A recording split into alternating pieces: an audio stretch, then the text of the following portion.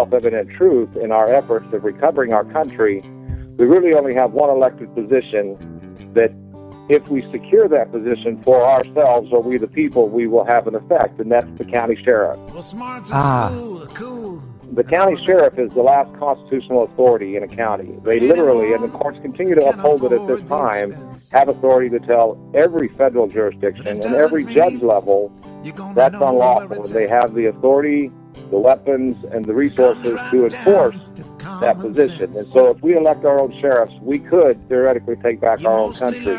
Already there are some states who are making that a non-elected position and an appointed position. We could elect 537 representatives to Washington, D.C. and change nothing because of K Street, because of the Pentagon and the CFR, and on that list goes. However, if we elected 537 sheriffs out of 1,100 counties, we would have an effect, would we not? No asset bubbles. Well, maybe. No need. Maybe. The problem is, it just, yes, I agree with you. The problem is the people who get to this level in law enforcement, quote unquote, are already heavily politicized. They're already very much on board with the program. Absolutely.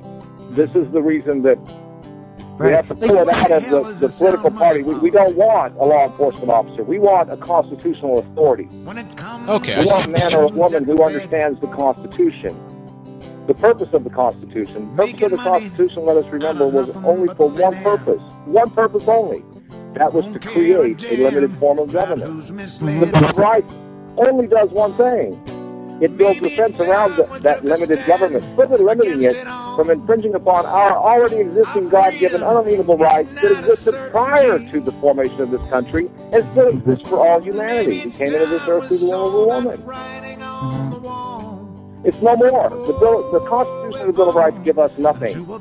They were put in place to control the beast we call government, period. That's right. It's to limit government. It's not about giving us rights. The Constitution takes a natural law position, just like Russ is doing here, saying that we are born with these rights, and that's what the Constitution says. Well, I was going to say, Russ, back to the county sheriff. I know in Columbus, Ohio, we vote for the county sheriff. We don't vote for the city chief of police because he's a dirtbag. But are you saying that we can back someone to replace the county sheriff, that's what we need to do? Is that what you're saying? We should push that movement to put a strong person that's on the side of the Constitution into that position of county sheriff? Through the original process, each state was a sovereign nation bound together under one flag. So too was each county a sovereign nation born together under geographical locations. And each individual in existence in any one of these jurisdictions was a sovereign. That was the plan. That was the intent. That was what it was all about. So existing still today, the law that they currently use to control us actually can be turned against them, and we can take back that control. But it does require power.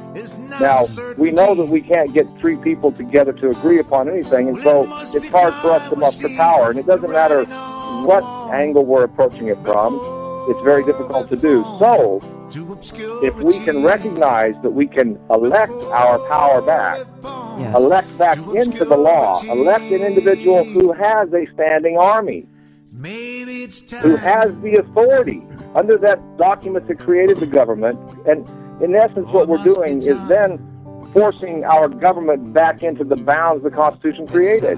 In my opinion, what I just spoke is a self-evident truth. When you take a look at the landscape and you take a look at where we're at in this game, how far gone we are, how deep the corruption is, we really only have one Old West remedy, and that's hire our own sheriff.